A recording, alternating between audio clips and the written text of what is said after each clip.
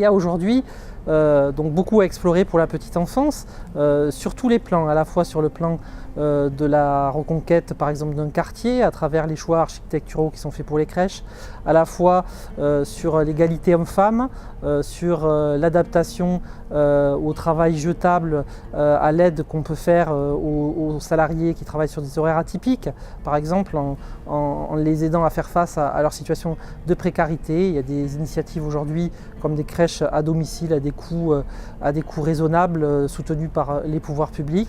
On peut aussi en faire des vecteurs de reconquête culturelle grâce au lien social qu'elles mettent en place. Eh bien, on peut tisser des passerelles vers le livre, vers les musées, beaucoup plus facilement que quelquefois des institutions qui apparaissent éloignées pour les citoyens et pour les familles en particulier. Aujourd'hui, la politique petite enfance ne se pense pas comme un enjeu politique.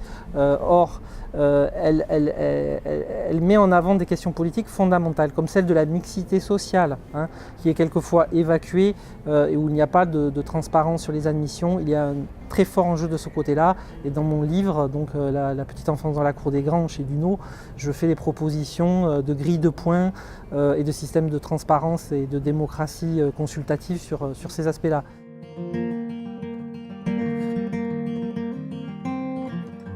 Il faut aussi qu'on mette en place des conseils de crèche de manière à associer les parents, de manière à décloisonner la société et éviter les communautarismes. Et je pense que les crèches peuvent être aujourd'hui le laboratoire d'une modernisation. On parle beaucoup de modernisation en ce moment, peut-être à tort et à travers, mais en tout cas, elles peuvent être le laboratoire d'un nouveau service public beaucoup plus approprié par les citoyens, plus transparent, plus démocratique, plus pédagogique aussi, plus réfléchi dans ses objectifs. Aujourd'hui, la petite enfance ne pense ses objectifs et c'est aussi une incitation financière à le faire avec la PSU de la CAF de manière quelquefois trop quantitative et normée, et elle ne se pense pas comme une politique publique véritablement profonde et qui, à mon avis, est, je le dis de manière un petit peu audacieuse, l'avenir même du social.